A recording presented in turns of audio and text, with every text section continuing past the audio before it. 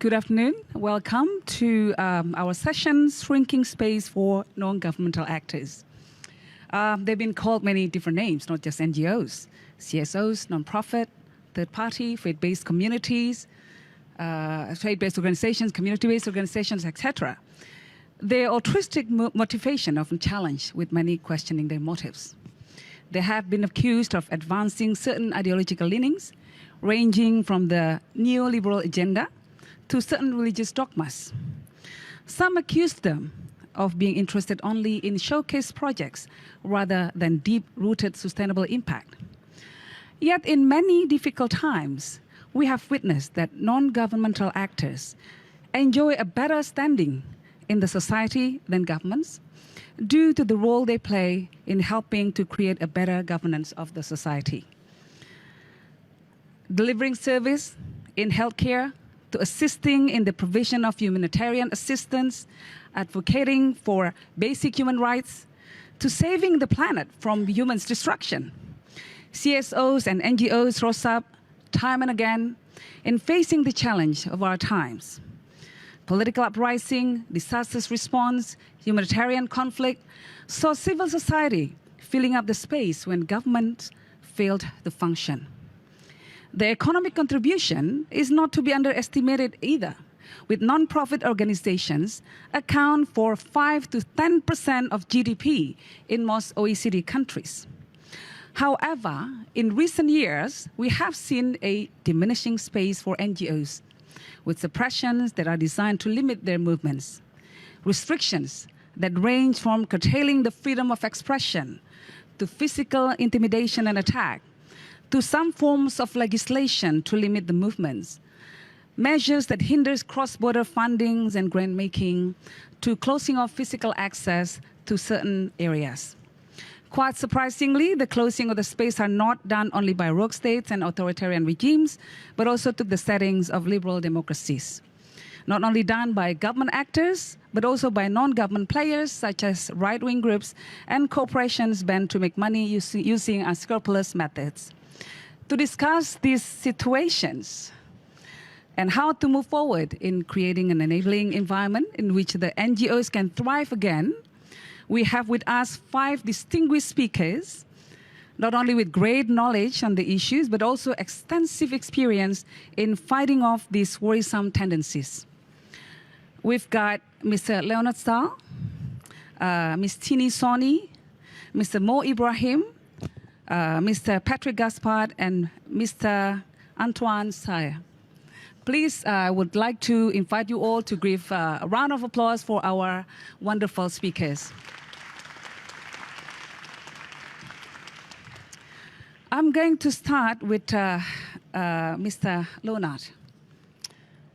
You're going to present us your project, which you say could be a solution for the NGO worlds. I think I'm not going to deliberate more on that. I was just going to leave you to present us with the project, please. Thank you very much. When I was at school, they used to score my school report A to F. But there was a second box, and that was for effort. And I used to score really well for effort. I didn't always get the A grades that I wanted, but I scored really well for effort. And persistence in our sector has brought me here today with this project.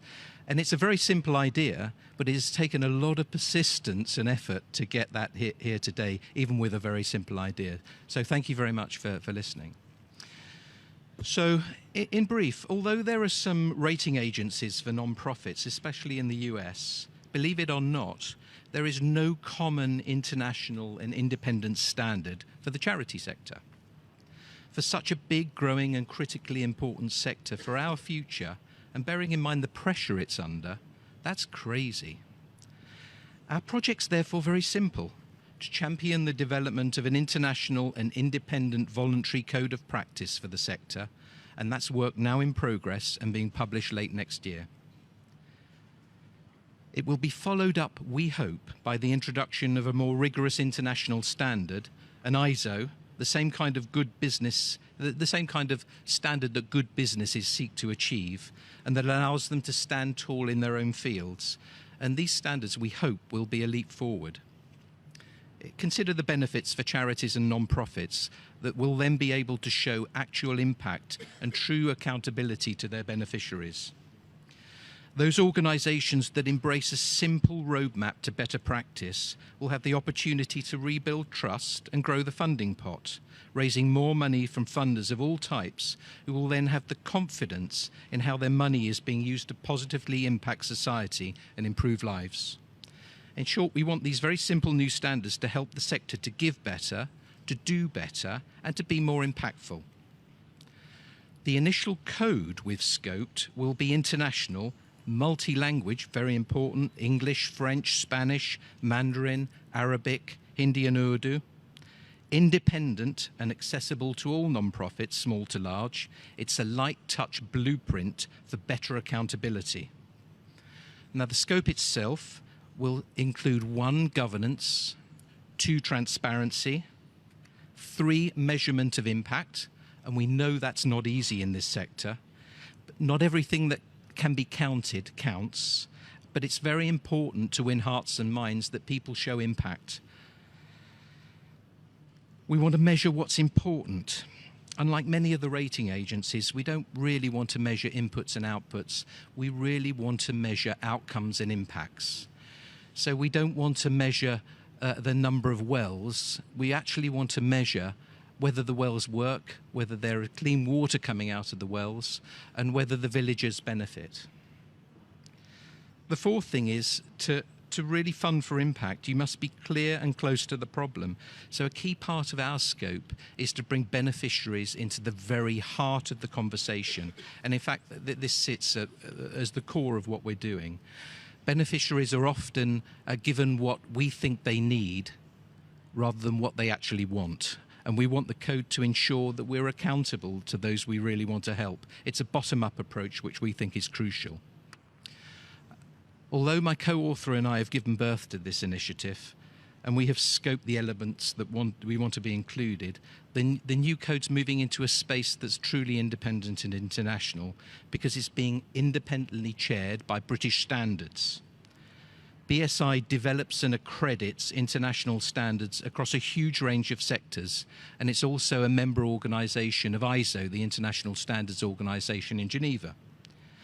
The ability to be truly international and multilingual is key because any measurement systems in our field tend to be country-focused, so our approach goes beyond national silos.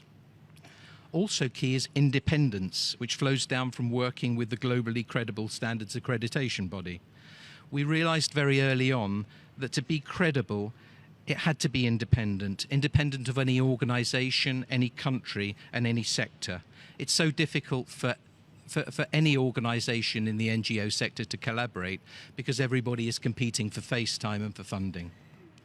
But sector collaboration there is because in terms of the British standards process, which is chairing and managing the project now, there will be an independent international steering committee and it will be drawn widely from the sector. And at each draft of the Code of Practice, it will be shared ever more widely with the international sector for collaboration and feedback. So it's really coming from the sector for the sector. It will be co-created by many experts, not me, before being finally published in print and online. It's a first step. This is a voluntary code. Nobody's going to be forced to do this. It's not a legal requirement. It's not a cumbersome set of rules. It's just a way to do things in a better way, to be more efficient and more considered. We want the work to be meaningful and accessible, not a long box-ticking exercise. It won't lay a complexity, workload or cost on charities. We're determined for it to help them and donors to make informed decisions, especially for beneficiaries. It's there to make a difference. Because British Standards are a member of ISO, we hope that the voluntary code will quickly be supplemented by a more rigorous and demanding ISO. Working together with an accredited body, will help people through the process. And I'm convinced it will be worth the effort for people who really want to go the extra mile. In my business, we have 3 or 4 ISOs, and I can say, although it's taken quite a bit of time and effort to get the ISO, it makes a real difference. It makes us stand head and shoulders above in the field. And I think if you're looking for credibility, clarity and confidence, it will help grow funding rather than shrink funding. So just a couple of final points. Our aim is not to punish people for doing really good work with extra cost or burden, and it may not be for everybody. It's a way to improve the system overall and to reward and encourage impact and impactful actors. And to reiterate, it's all voluntary. It should also allow charities who are under siege at the moment for their operational costs to show that staff and administration is actually an investment in the business and an investment in good project work. Acceptable overheads come up time and time again, and it's time these were put to bed, I think. So these standards are no longer an idea, it's actually coming into practice, but I feel we need to go fast. We've captured the spirit of the moment, and there's a real groundswell of interest in the work we're doing, in these very simple ideas. The demands really at the moment, we don't lose momentum. Thank you. Thank you very much, Leonard. Leonard is the founder and editor-in-chief of Philanthropy Age magazine. He's also behind the How to Do Good book, a collection of inspiring personal stories about making a difference in society, written by past presidents, philanthropists, foundation heads, Hollywood celebs, and ordinary people doing extraordinary good in our world. Thank you very much. And you spoke about the creating real impacts for beneficiaries. That's as a main feature, I think, of this Peace Forum. So we'll talk about that later, but I'd like now to involve Patrick in the conversation. Patrick is the president of the Open Society Foundations. Prior to joining Open Society, he served as the U.S. ambassador to South Africa until 2016. And he has extensive experience in presidential and congressional campaigns. Most recently, he served as a senior aide to President Barack Obama. Patrick, given your extensive experience as a labor movement and union organizer before, you're not a stranger to tension and conflict, of course. What are your views on the current situations? Let's talk about the general situations first before we talk about in details about Leonard's project. So this is the how did we arrive here question. Yes. Well, yes. Thank you so very much for inviting me into this conversation. Thank you to everyone who's joined us in this forum and to those who are also joining us in the internet over the live stream. There are so many things that I'd love to raise, but I want to first thank my fellow esteemed panelist for his presentation of a project that requires due consideration. I appreciate that you received an E for effort from your teachers in school, but I want to say that civil society writ large and the NGOs that we are privileged through the Open Society Foundation to give grants to receive an E for excellence for their work in the field that has integrity, that is well regulated, and that's made transformative and seismic change in the lives of those that they work with and those that they serve. The frame for this discussion is closing of civic space for NGOs. I want to just caution all of us when we're having this conversation today and when we think about this challenge as we move beyond this arena here in Paris. The challenge really isn't about closing space for NGOs. I would not be here in this debate if it was just about keeping a number of nonprofit organizations alive. By civil space, we really need to be talking about activists, academics, labor unions, religious organizations, business groups as well, not just regulated NGOs under various tax codes. The problem that we're discussing is neither new nor is it a short-term phenomena. It actually stretches back over a decade, but it's in the last 3 to 5 years that we've seen a kind of crystallization of a particular authoritarian approach, which is insidious and seems to be spreading like some kind of cancer.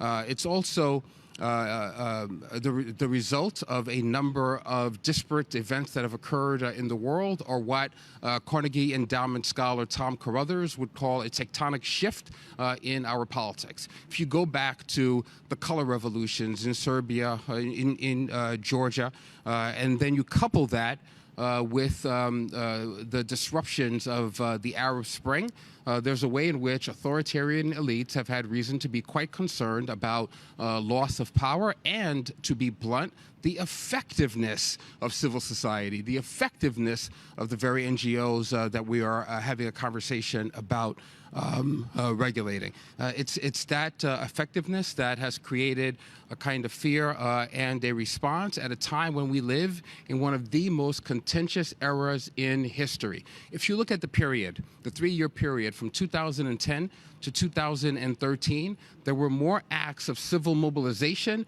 and peaceful political disruption than in the entire decade of the 1990s. I remember when I served in South Africa, and I had conversations with, let's just say, some authoritarians that had some kleptocrats who were in power. They were constantly saying, you know, we're concerned about the foreign NGOs because we don't want our own Arab Spring here. So for them, it was about the resolution of a particular kind of power that was centered in their hands. So as we have this conversation, as we consider the challenge before us, let's just be really careful about offering up solutions that might suggest that the problem is with NGOs and civil society and not with authoritarians. The reason why activism is imperiled in Russia is not because NGOs lack transparency. The reason why civil society is closing off in Turkey right now is not because NGOs lack credible boards of governance.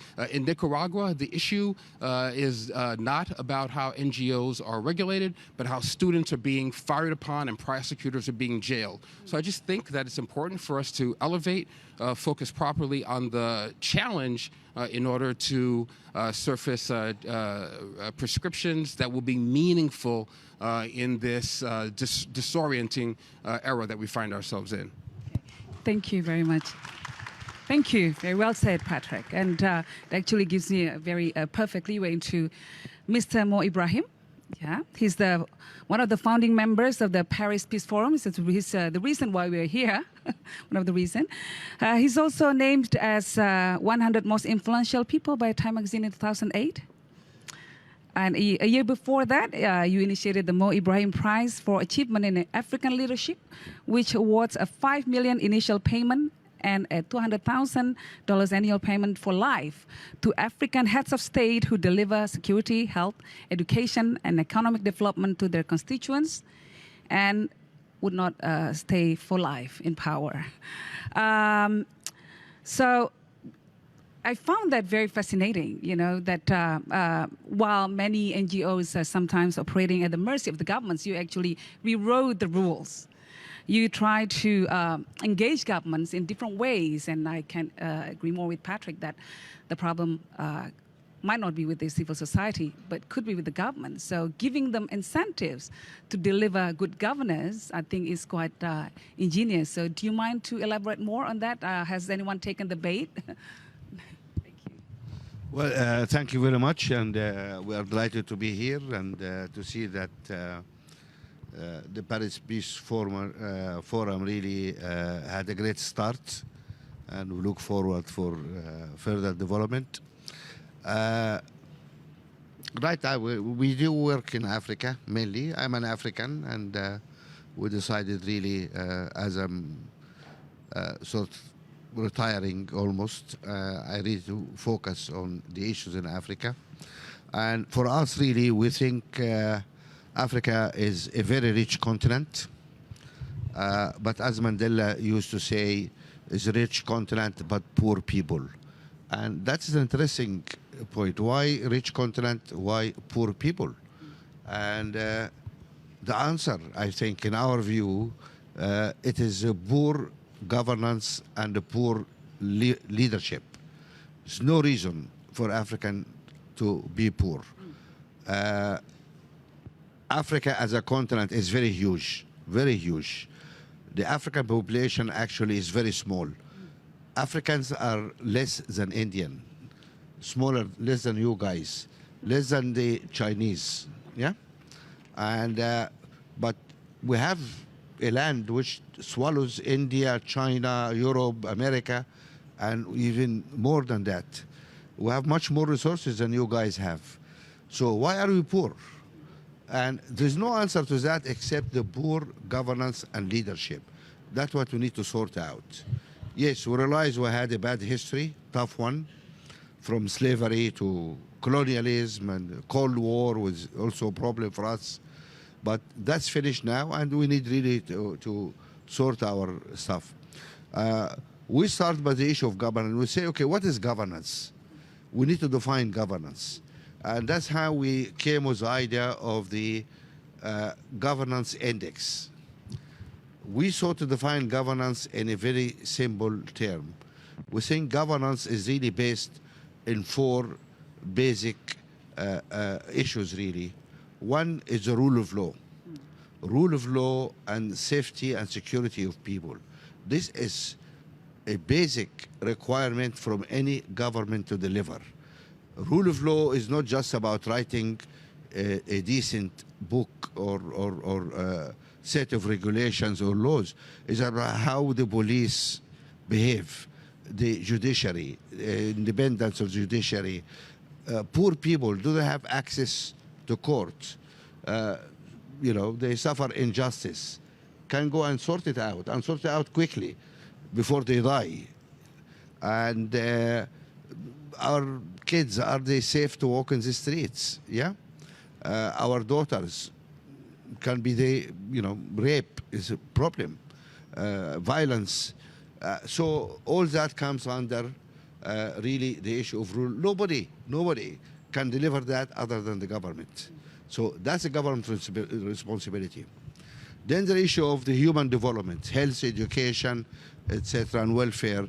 The government is responsible for either delivering or facilitating the delivery of this service. Then we have the economic piece, the sustainable economic development, roads, airports, electricity, clean water, all these arteries of industry, commerce, and economic life, unemployment, management of public finance, how they're managing our public finance, the issue of then transparency, of course, and corruption, etc.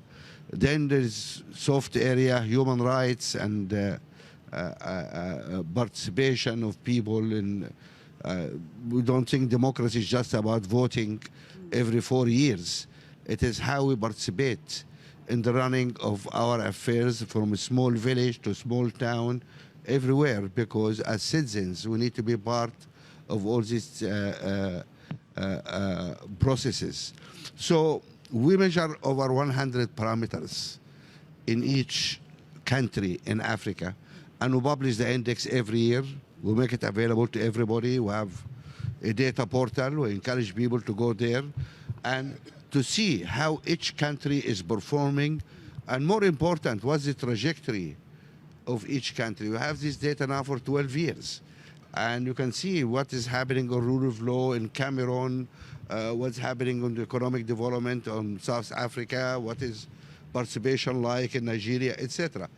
And that gives us a scorecard for each country, what's happening.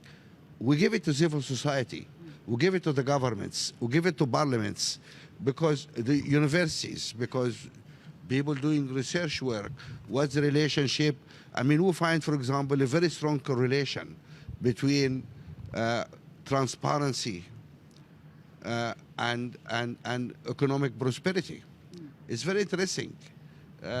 So people need to think about that. You know, what's the effect of corruption on your economic future? We give all this data to all those people. It's free of charge, is available. And I think that's the most important work we do, because we want the conversation between citizens and governments to be based on facts, okay? Not on slogans and jumping around, dancing, or whatever some of our leaders get engaged in, but based on performance. Everybody everybody sitting here, at some point, somebody will come at the end of the year, evaluate your performance. We all go through this. Why not governments? We need to be able to evaluate the performance of each government based on the data. What happened in the last year? How many kids were able to get to schools? How many hospital beds? What happened to jobs? What happened to, and all this that's your performance. And then we make this available. Sorry? You have to do it in Britain. Absolutely. Absolutely. If you had that in Britain, you wouldn't have Brexit. But because it's a lack of data, it's a lack of information to people who makes them go and make stupid decisions or go and vote the wrong way. That's why we're trying to have a clear transparency in this issue. And that becomes the base in discussion between the various stakeholders there. So that is, as for the prize, leadership is also important. And leadership is different. And what we need leaders who are able to make the tough decisions in order to move forward, to give the example in themselves. That's why we think if a leader comes to a country and moves the country forward, take 1 million, 2 million people out of poverty, provide health, education, etc. to their people, and live peacefully in time. No this messing around with constitutions and president for life, all that stuff, because it doesn't work. We think that is a hero. And we have a number of heroes in Africa. Unfortunately, the international media don't recognize them. I mean, let me have a simple test for the people sitting here, and I see there are a lot of Africans sitting here. Everybody knows Mobutu. Please raise your hands. Come on, don't be shy. Anybody knows Idi Amin? Raise your hand. Okay? People who know Festus Mogae, raise your hands. 4, 5 people.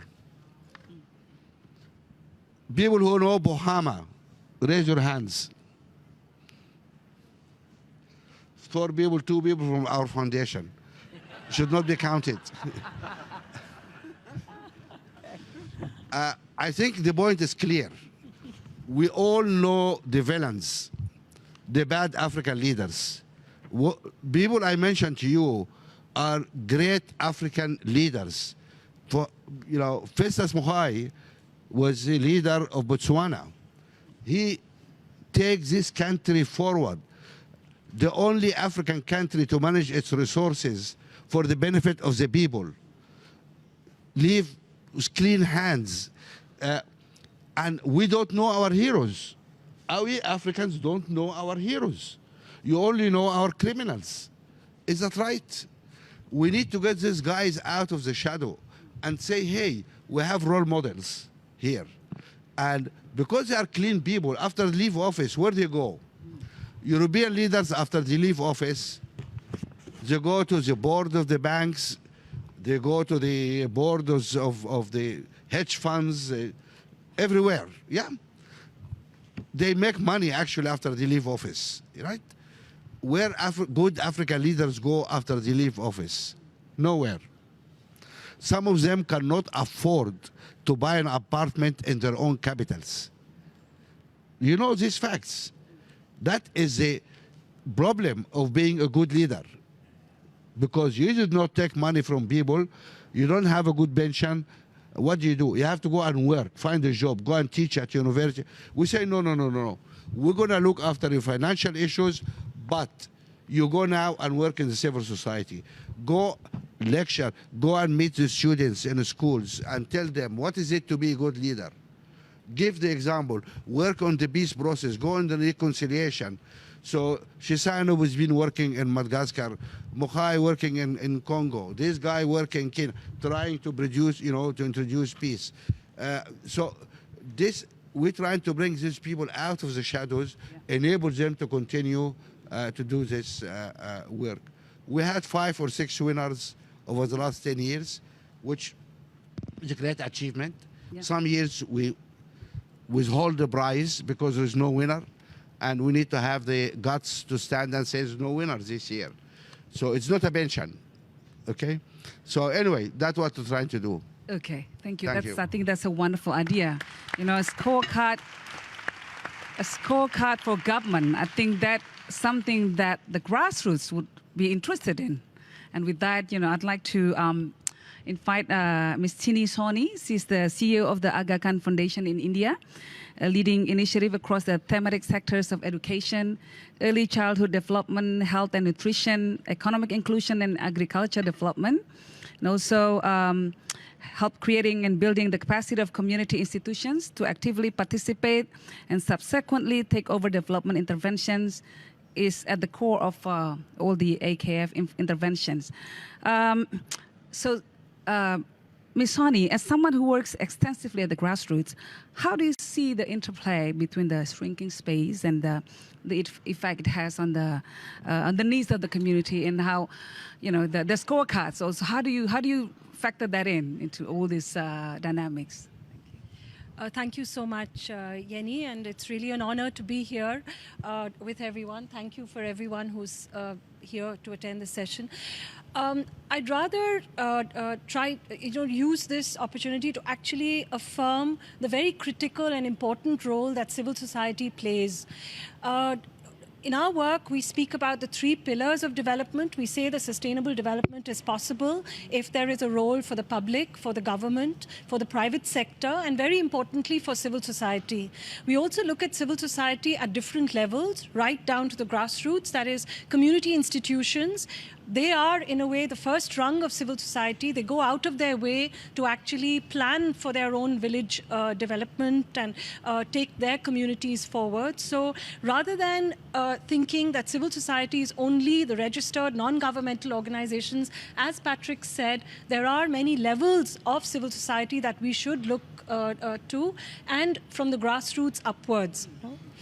I also feel it is time for us actually to also recognize an evolving role for civil society, perhaps the need to go back to the grassroots, to the key and the core constituents, the communities that we are there to serve, and understand what their real priorities are, rather than looking more externally where grant funding is coming from, or what proposals need to be written, but what are the needs and priorities of the communities at the ground.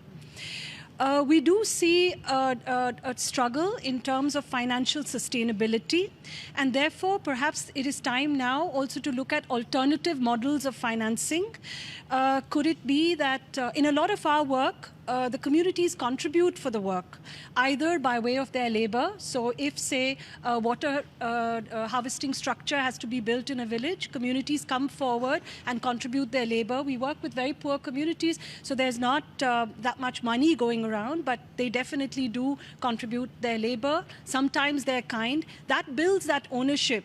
That builds the, that it is our own asset and the future maintenance of that asset, and therefore sustainability is then inbuilt. So I think these could be some of the approaches going forward in this evolving role for civil society, and the clear recognition that civil society has a very, very important role in the path of development. I would also like to say that partnerships are critical in this, in our work going forward. Often we compete too much, and I think we need to collaborate much more. We need to dialogue much stronger, and together evolve a path going forward. So I would like to put out that partnerships must be the way forward for civil society. In my country, I have seen very strong civil society. I've also seen the government actually taking a lot of the work that civil society organizations have done and taking that to scale. An example that I could give is the women's self-help groups that civil society organizations in my country did a lot of work around. That has now become a national program by the government. The government is now taking it to scale. So I think also advising the government on what works and what does not. Innovating. These are some of the roles that I would put for civil society organizations. Thank you very much. Okay, you mentioned something about the private sector involvement. And so this is where Antoine comes in. You worked for French Bankers Association, Crédit Mutuel, Paribas, as well as BNP Paribas. And after you retired before, right, to pursue your passion in cinema and Hollywood, even wrote a book, La Cité de Femmes. Is that correct? Yeah. La Cité de Femmes, okay. Last year, you were appointed as the executive committee and head of company engagement at BNP Paribas. Okay, Antoine, the bank manifesto actually states that no country, business, or individuals can win in a world that loses, and collective progress can only be achieved through growth that is both equitable and sustainable. How do you translate that into an engagement with the NGO? First of all, I'm very honored to be there. Besides through philanthropists and with people who have been engaging with NGOs for long.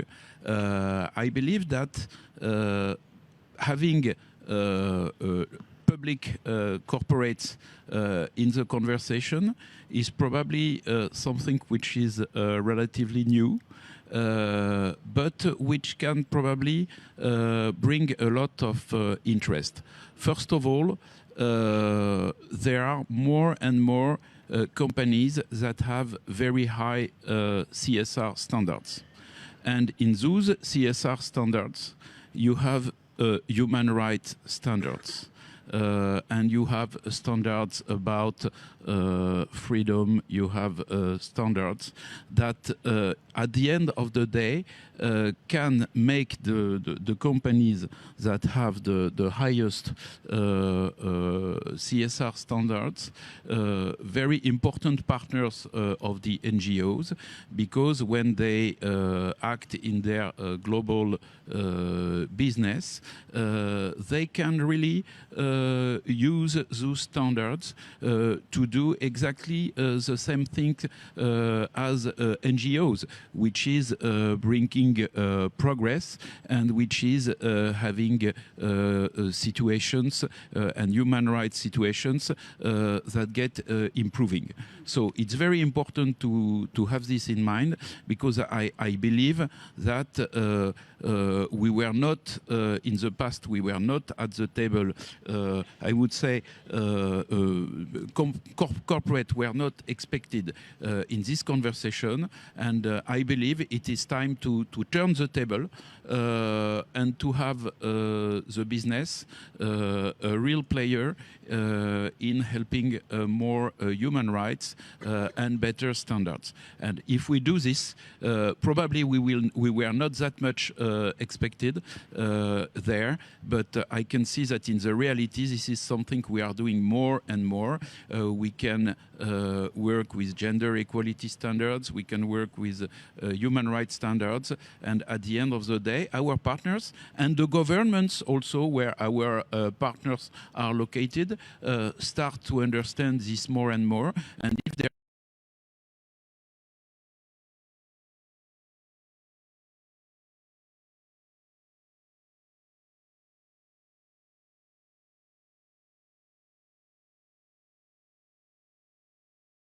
to the funding. It's clear that the shrinking space is also shrinking money space. So we will not, as corporates, we will not completely change the situation.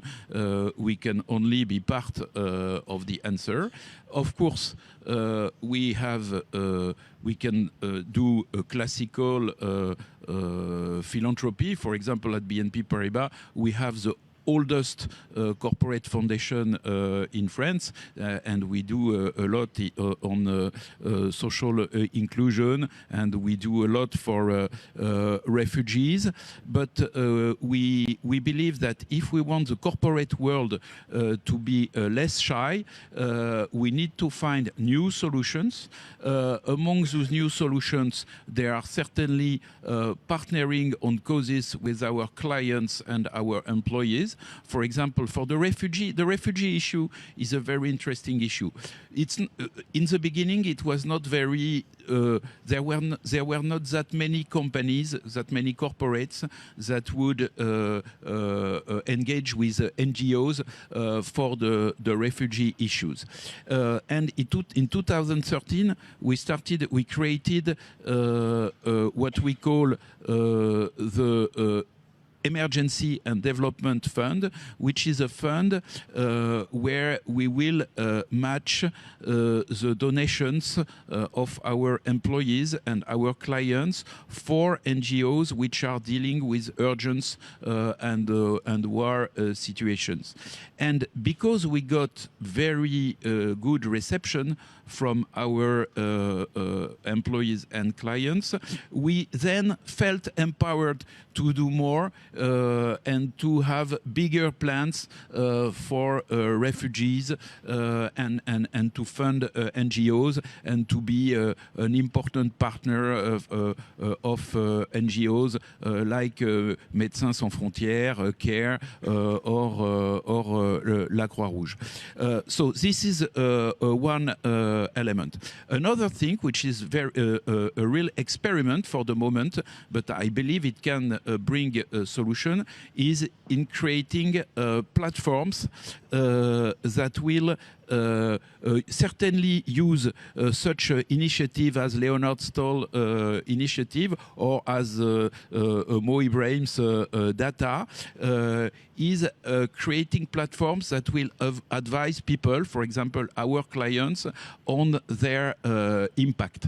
And if we do this, it will encourage them to do more private philanthropy, because we will use all the standards existing on the market and provide them very usable tools that will help them to know that if they are doing this, they will have real impact. Because of course, the real issue is not the number of water pumps. It's not the number of the real issue is the real impact we can provide, and it's very important to have such tools. And finally, and I would rebound on things that has been already said. There are alternative sources of financing and engaging NGOs. For example, in India and here in Indonesia, we are trying to bring private capital, such as in pension fund capital, for example, to projects that have been designed by NGOs or by UN Environment, and we help to make those programs efficient, in fact impactful. We help to have those programs providing funding to small farmers that will act with, I would say, respecting rules on labor, rules on ecology, and we also, and the goal is to provide them the means to do that, because if you tell them to respect this and you don't give them the means to do this, it's pointless. So we try to do this, and so we believe in coalitions. We believe that working with you can have systems. Even we can work with an NGO that criticizes us. We have examples where in some places in the world we collaborate to programs of NGO that can for other reason have a criticism, but but we also do a due diligence of the NGOs before working with them. So we are all engaged in a process of mutual progress. And because we are always doing new partnership, I just want to do one announcement, is that you know that Forest We Take Care has created a development and peace initiative, and we have decided to create a new kind of coalition when partnering by partnering with him in developed countries where there are problems of creating peace, like in California, or in a country like South Africa, where he has a program as well. And he's also in South Sudan. But the new program we are going is in South Africa. Yeah, thank you very much.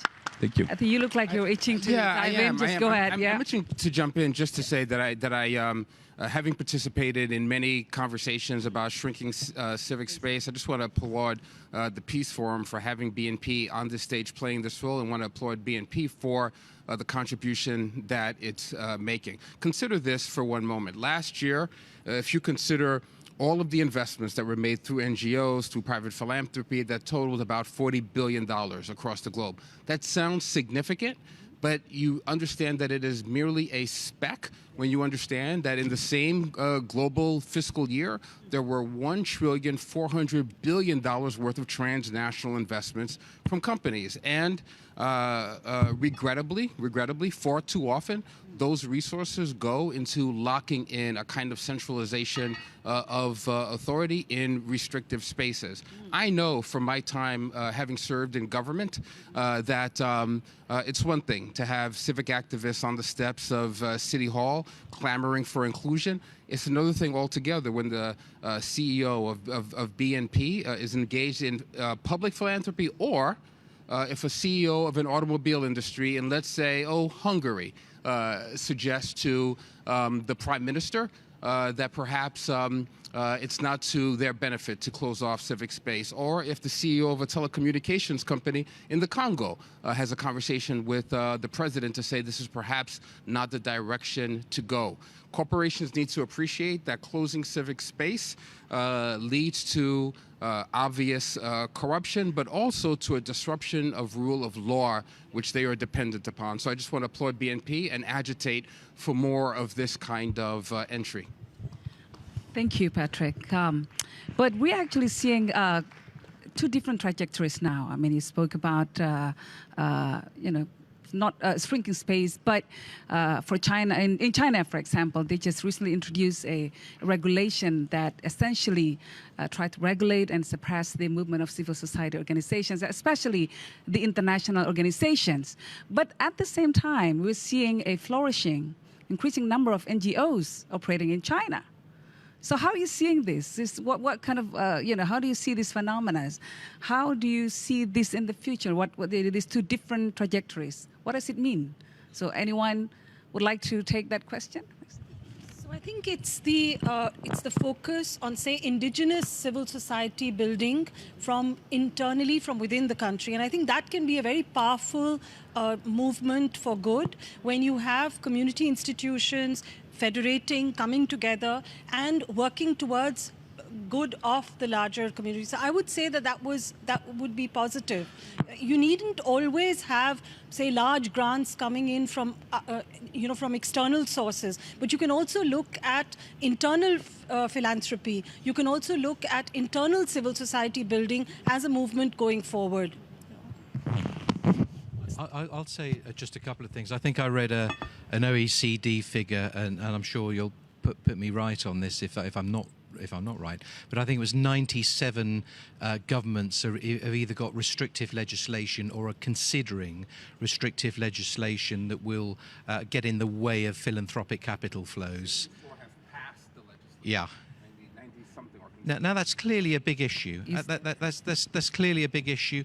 But I see an increasing role, and we've talked about shrinking spaces. I see an increasing role for philanthropy and for the wealth that is being created and for new forms of giving. So actually shrinking spaces, yes, in governmental terms who are starting to clamp down, but actually there's real opportunity as well for us to take new methods of giving and the new wealth that's being created and do good with it. It just needs to be well managed and governed and transparent and we've got a fund for impact and we've got a fund for the customers who are beneficiaries. So as long as you're giving out money, you're fine. But once you start criticizing the government, that is a different story. So maybe Dr. Ibrahim, would you like to respond to that? Actually, the problem is very well manifested in Africa more than in Europe. Although we can see even in Europe, We see what happened to the Open Society University in Hungary, in the heart of the European Union, when those guys have to close or migrate the university because of the funny antics of Mosar Oriban, but okay. What we see in Africa actually is a tendency to pass laws in order to strangle civil society. And I found that quite, you know what they say, typically? You guys receive money from abroad, and that makes you foreign agents. You are not patriotic. You are executing agendas of foreigners in the country. So as such, we should treat you as agents of foreign powers, and we should not allow this to happen. And look at how ridiculous this argument is when I cannot go into any hotel in Western Europe or in the United States without bumping into an African president who's coming asking for money. So why is this fine for African presidents to come to Europe or to America asking for money from foreign powers? And Mo, I won't name names, but I had this experience when I was in a meeting in Addis, in the African Union headquarters, which was built by China. And someone was asking me, someone with authority, about the foreign flow of support for international philanthropy to NGOs. I did not hesitate to point out the irony and to talk about the very same disparity that you're naming right now. But sometimes I wonder, Mo, whether or not that irony might not be used to the advantage of NGOs and civil society. I can think, for instance, of for the Open Society in Russia, where as a consequence of our special relationship with Vladimir Putin, we are no longer allowed to be present, but our local foundation in Kazakhstan, for instance, continues to do important work and to thrive, has a local advisory board, staff that make their decisions on the ground about local grants that are not simply in the education and humanitarian space, but also in spaces that might be considered political philanthropy as well. So the more these accusations are made, the more it compels us all to kind of dig into and lean into our local authenticity, which I think goes to your very point about some of the metrics that you'd like to. Yeah, but at least I understand Putin's position. I don't sympathize with it, but I understand it because he is cut off also. Mo, I'm going to start worrying about you if you understand it. No, yeah, he's also cut off from American assistance or the international money market. So fair enough, at least we understand he's completely isolated there. But our African leaders, I mean, I just cannot understand that position. And the only explanation is that they just don't like to be criticized. They don't like to be, and we try to point out, civil society is not there to criticize governments. We are there to help governments. And if they do something great, we're going to be the first to applaud them. If they're doing something bad, we'll try to point it out to them early enough so they stop doing it before it becomes a problem. So as such, we are there to help governments execute its duty in delivering the services, etc. And so it's so stupid to really treat them as an element. However, I need to bind, if I have just an extra minute, there's another side for the conversation which is only important to highlight. I was talking to an African leader who is, I quite respect actually, a little bit authoritarian, and at some stage, and I said to him, you had a very good, I know you're not a thief, you're not stealing money, we have a good development program, etc. But why your people are beating up the students in the street? And why And he said to me that actually this leader is no longer around, so that's why I'm not mentioning his name. Anyway, he said, those are not civil society. These are more political opponents. And what they're doing is you go and form NGOs or whatever, and under the banner of NGO, they want to organize marches and protests, etc. But they are my political opponent. That raised two questions immediately. One question to him was, maybe because you are closing the political space, the guys want to work in politics. They can no longer work in politics, so they go to the NGOs to try to work through that. So there's maybe something for you there. But also to raise a question for civil society. Is civil society a party political? Shouldn't be. We always say civil society should act as an ambulance in the time of war. You should have a big red cross or red crescent on top of your car so you can move between the warring parties without anybody shooting at you, because you are not there, you are not siding with any party. So that is important for our civil society organization also to watch. That is the reason actually we are in conversation for a year now with a number of African foundations to develop a charter for the African foundations to make it clear how we should operate as such. We are not a political party. We are not supporting any political parties. We shouldn't. If you want to do it, go and join the political parties. But we are there to work in society as a whole, and we'll do our duty there without being partisan.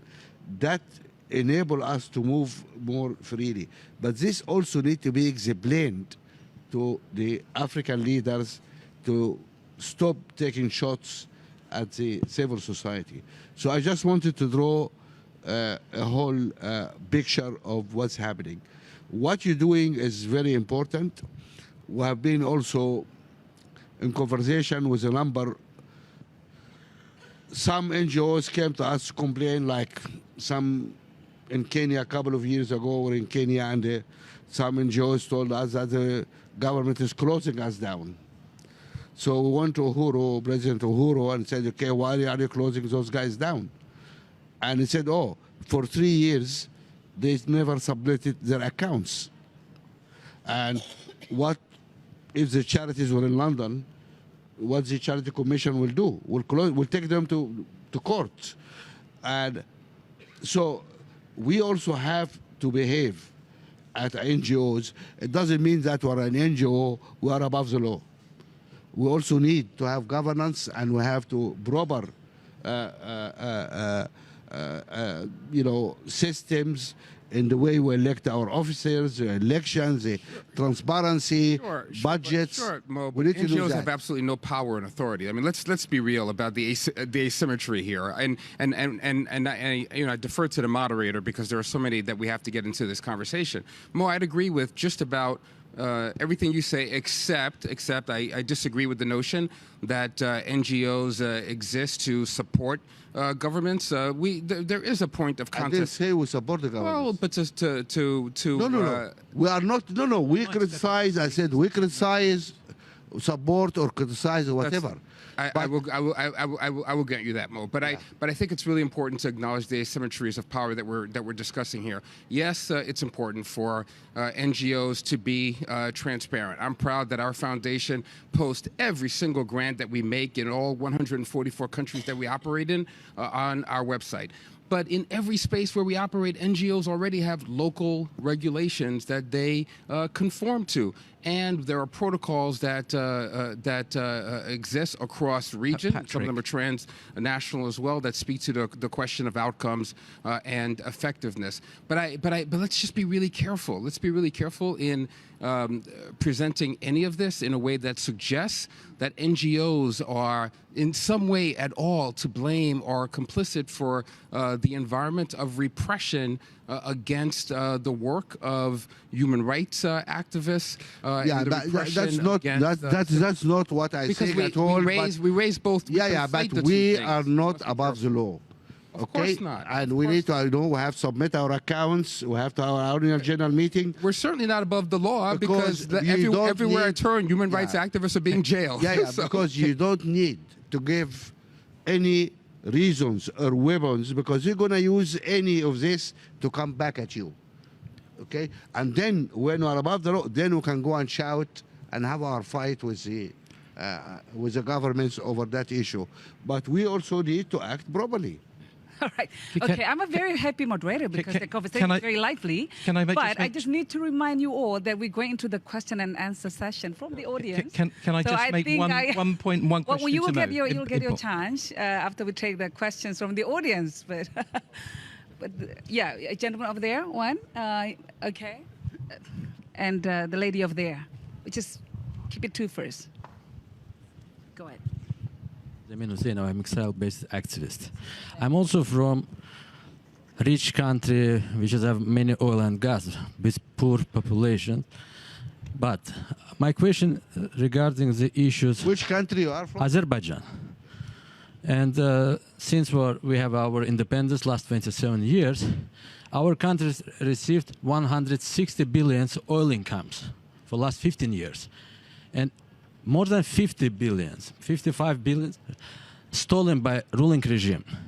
And according to the international media, recently many of you maybe read these issues with Danske Bank, Azerbaijani Landramat case, when between 2012 and 13, Estonian branch from Danske Bank, biggest Danish bank, which is from country with zero tolerance to corruption, laundered Azerbaijani government 3 billion. Which is dozens of millions spent for bribery, political bribery in Europe. And in many European states now going public discussions.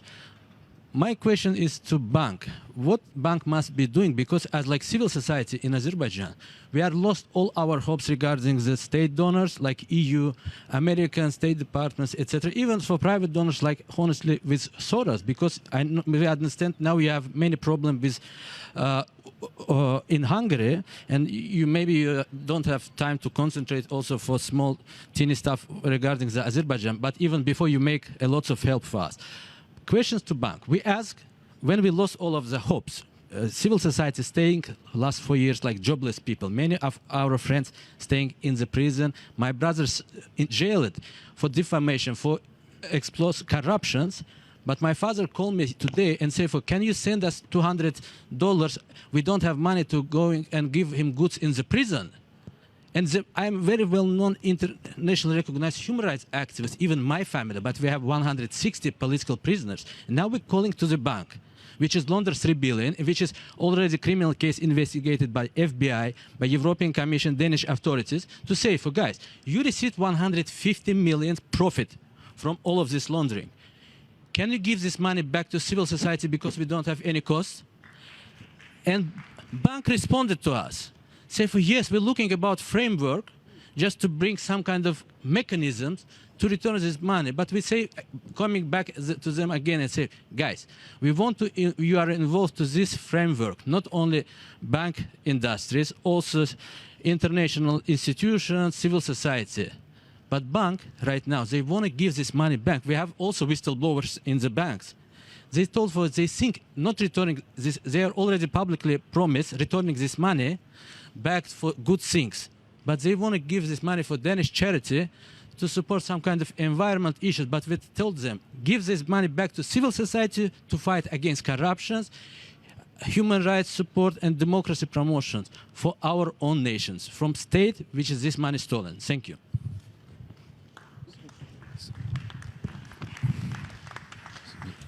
So I cannot give very documented answer on the Danske Bank case because I don't know. Of course, I read the press like everybody, but not much more.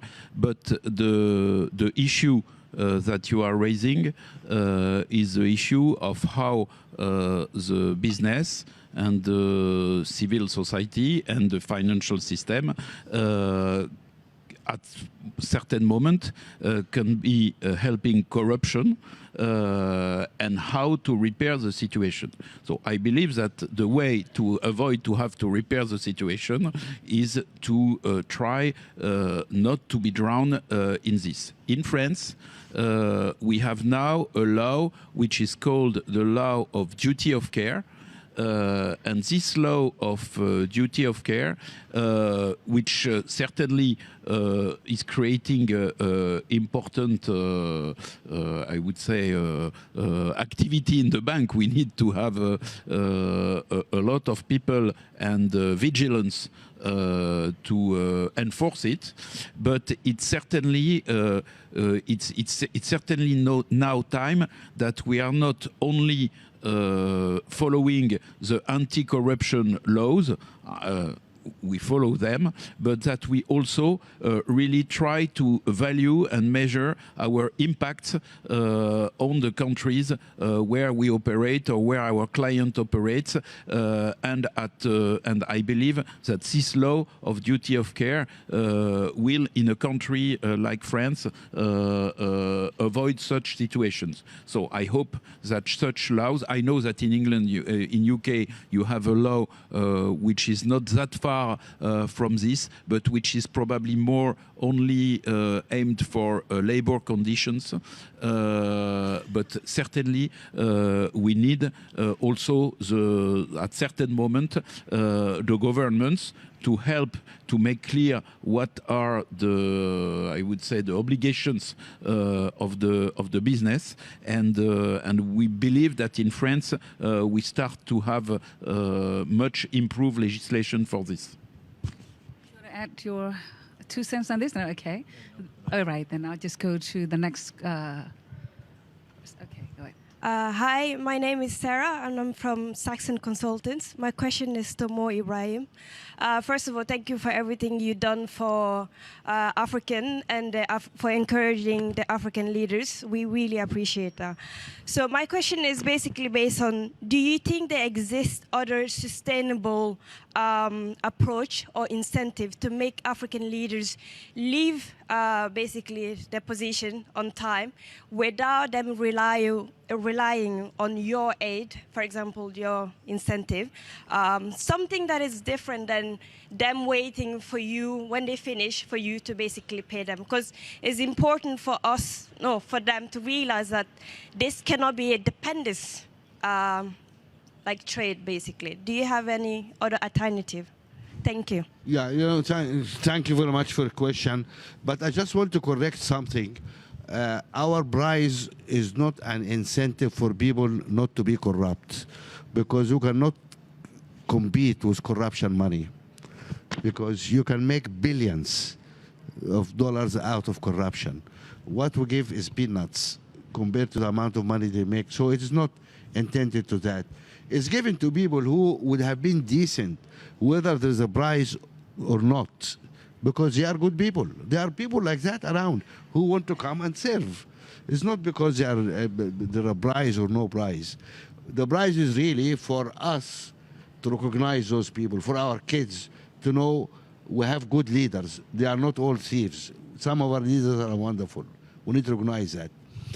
I wish that the international community does help us in dealing with this problem of corruption and bad leadership. Why the international communities are not shunning those leaders who overstay their time, who are curbing human rights in their countries, who are falsifying elections, who are killing other people, who are stealing money? Why those people, you can come and see them, you know, standing with our European leaders? Why are our banking system is still allowing stolen money to be siphoned out of Africa and disappearing into thin air? Why is that? Okay? It is so ridiculous. If my cousin in Sudan signed to me a letter and said, please, I need $5,000 to pay the school fees for my children. And I try to transfer $5,000. You know, it takes over a month because I receive letters from the banks, where this money is going, where you got the money from. I had to provide evidence that I have got money come from legitimate sources. And it takes 1 month to get $5,000 for me to my cousin. The Nigerian oil minister, who was arrested last year to stole $3 billion or something. How these banks took the $3 billion without asking a question?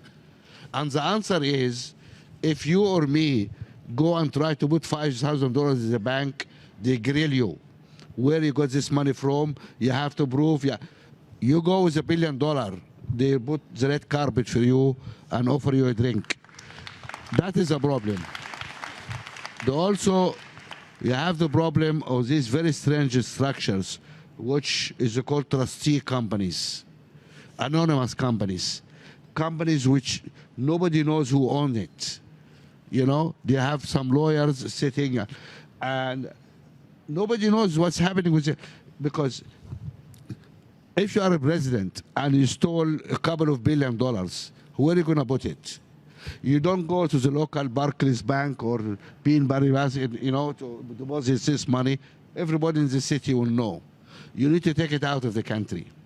And you need to clearly wipe any footprints. Then they go to this, create these anonymous companies. Nobody knows who's the owner, okay? Because they have lawyers as the trustees. They are the beneficial owners. And because the money, and we have been arguing and fighting why you need to have this beneficial can. Some countries managed to ban this, or to publish, not to ban it, publish a register of ownership. UK, Cameroon managed to do that. We're amazed that United States refused to do it.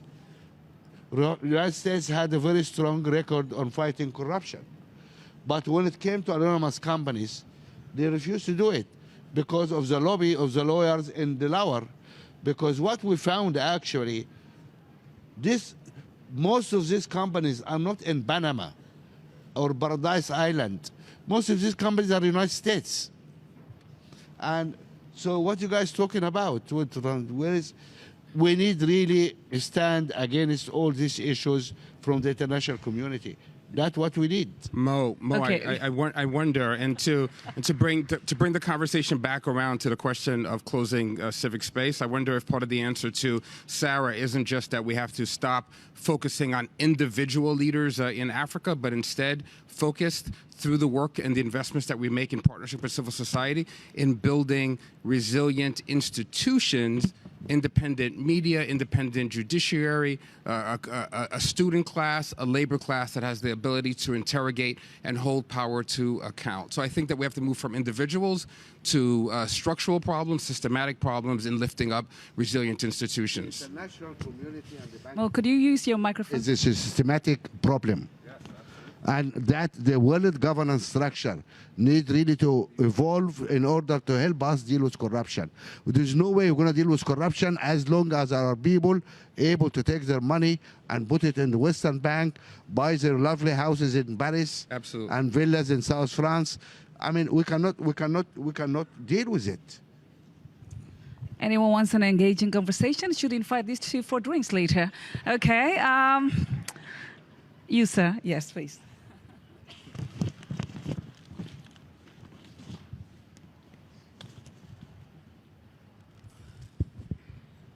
Thank you. Brian Wilkie from Gulf for Good in Dubai. We're talking about the shrinking role of the NGOs and charities in society, but there seems to be a dichotomy here. That on the one hand, more and more people than ever before, especially young people, are engaging in charities and NGOs. But on the other hand, so many of them, the NGOs themselves, are reporting that their funds are falling and it's more and more difficult to raise funds. And that seems to be because of a lack of trust that the money's actually going to go where it's intended to go. So there's a question here for Mr. Stahl and for the panel. For Mr. Stahl, do you think this new code of practice and standards initiative will help restore trust in the NGOs? And for the panel, how else do we restore trust? What more can we do to raise funds so that more good can be done around the world? Thank you. Thank you. That is absolutely the aspiration of what we're setting out to achieve with this independent code. If we can close the trust gap and we can show donors, whoever they are, whether they're the public or government entities, that money is being well used with more efficient, better run practice operations, and that money's being used to fund real impact and being used for the benefit of beneficiaries, then that's good. And I think the funding pot will grow. I think it's a bit of a reward and an encouragement, a reward to achieve a code and an encouragement for others to join it. So yes, I would absolutely agree that it can help fill the trust gap. Thank you. Any other? Okay. Maybe one point is also breaking the silos. I believe that more and more projects will be projects where you can have around the table NGOs, companies, local governments, and it's a way to restore trust. It's a way to restore mutual trust because, for example, we in the business, we know that the NGOs are also wary of the people of the business, and they are right because it's the interests that are followed by the people of the business are not the same. So it's normal that there is a discussion, but doing projects together is certainly a way to improve to have the discussion. And another thing is definitely there is a digitalization. More and more decisions will be taken with the help of artificial intelligence, will be taken with digital platforms.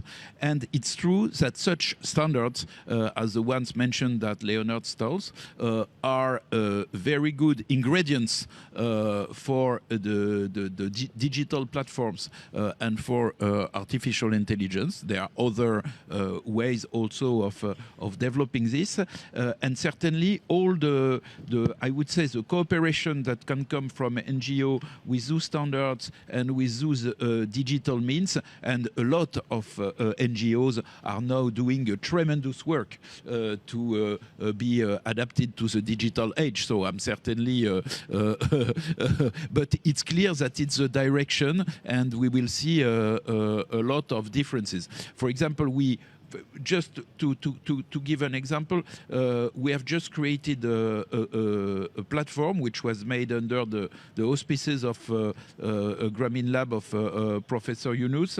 It's Climate Seed. It's a platform to match carbon offsetting projects and people who want to offset carbon. And those projects actually are very often not only carbon projects, but they are development projects. They are very often NGO projects. And it's clear that the NGOs that will be able to adapt and to submit projects to such platforms, if we have good standards, standards can be an element of trust, and this can change the landscape. It will not change completely the situation of funding of the NGOs. We need to all have our goodwill in this, because there is no only one solution. It's a huge problem, so there is no only one solution, but it can help. Look, I think one other thing there, it's a pathway to better accountability. And I think publishing it in multiple languages will also make it really very accessible to a lot of organisations around the world. Clearly, there are some A-grade organisations doing their own governance, doing a fantastic job. But that's not everybody. There's big holes in our system. Okay, thank you. We're running out of time, but I'd like to invite that lady over there to ask a question, short and sweet if possible. But then I will There's also another question on top of her question, and then I will ask the panelists to answer the questions also while delivering your final remarks, each of you. So you all have 2 minutes also. Okay, thank you. Thank you very much. My name is Maria Ivanova of the University of Massachusetts in Boston. And I'd like to turn to Mr. Mo Ibrahim and to Patrick Gaspard.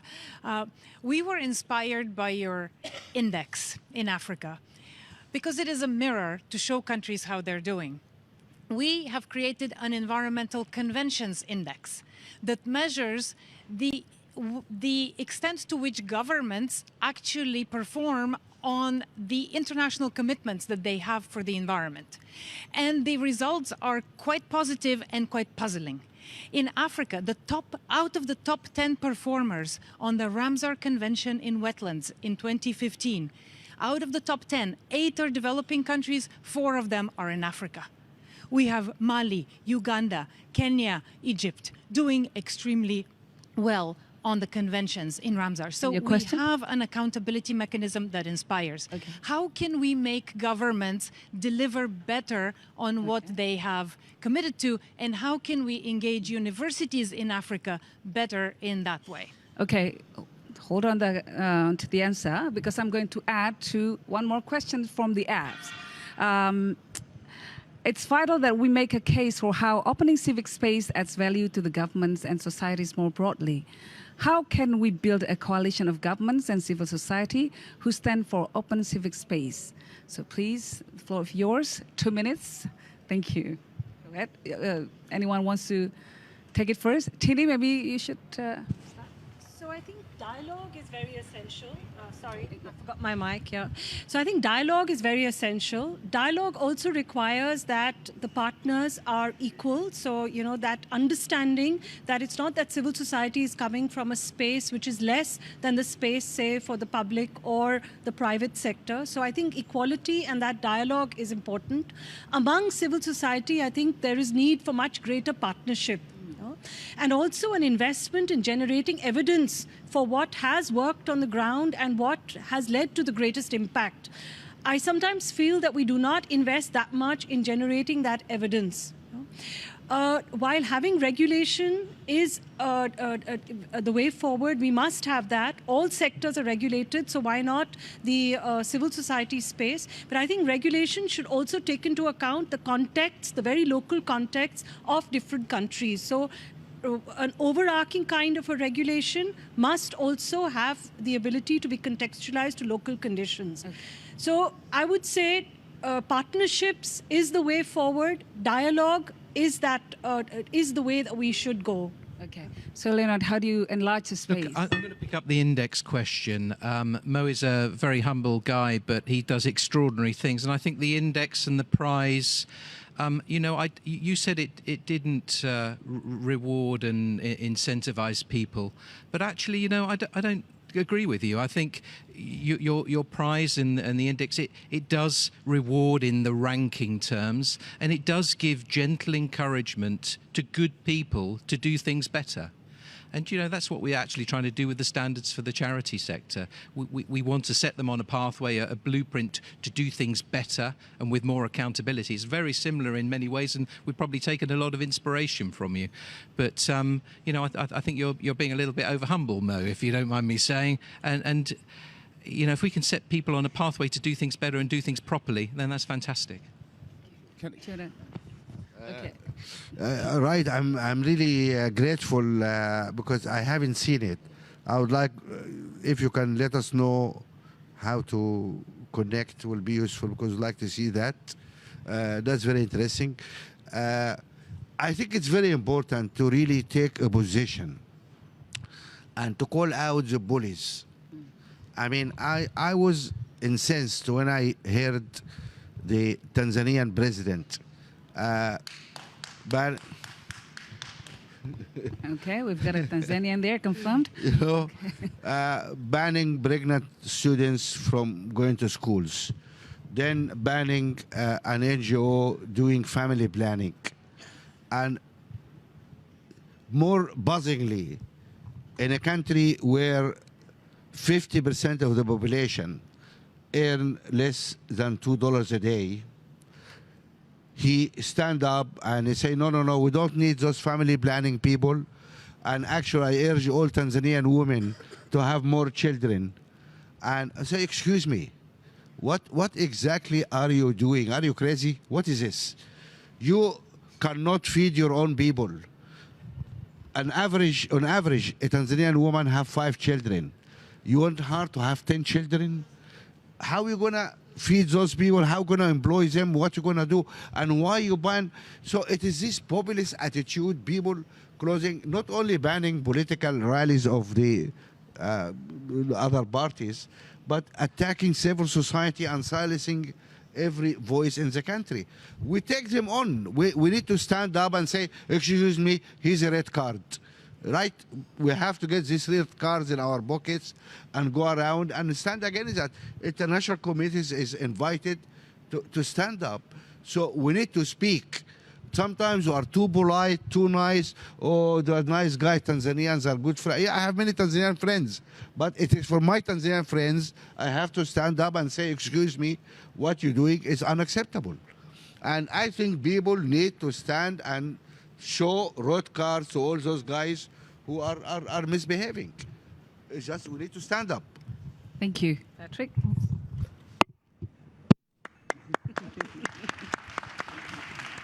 Let me first join in the acclaim of Mo and his prize. I agree that there is a tremendous amount of humility in how you present the prize, Mo. But for all of us, what was electrifying about the prize is that you forced all of us to ask a set of questions. If you're living in a space where someone's not winning the prize or not being considered for the prize, it throws up a real pall around the normalization of a particular kind of behavior. So it conditions a set of questions and new norms. And I think for that, it was transformative and absolutely brilliant. To the question and to the final points here, just want to very quickly say that even though our general frame, there's some pessimism to it, there are so many places around the globe where we're seeing signs of tremendous progress. One of the questioners mentioned the young people who are involved now with NGOs who had never been involved before. We're seeing that kind of surge in every region that we all are active in around the world. I also want to say that we're seeing some great solutions from NGOs, from civil society that has been under assault. We're seeing ways in which all of us are moving away from the accusation of being rootless cosmopolitans by thinking globally but acting locally. I'm thinking here of HCLU, a human rights organization in Hungary that managed to take the accusations against them that they were foreign agents and instead humanized their efforts, their staff, their advisory boards, and those on whose behalf they were specifically working for in a very real-tail way that spoke to neighbors in urban and rural parts of Hungary. I think it's also important to your point to make certain that we're all working collaboratively with strategy. Between 2013 and 2015 in Kenya, there were 4 attempts to surface NGO laws that would have closed off civic space. But because of the coming together of civil society and business and labor and clergy, they were able to turn back those efforts because they understood that we could all succeed together or hang separately. Lastly, I'll say that it's terribly important, since we are at the Paris Peace Forum and there are multinational organizations here and institutions of regional governance, it's important that we all extend a halo of protection to civil society. This is an example. I recall when the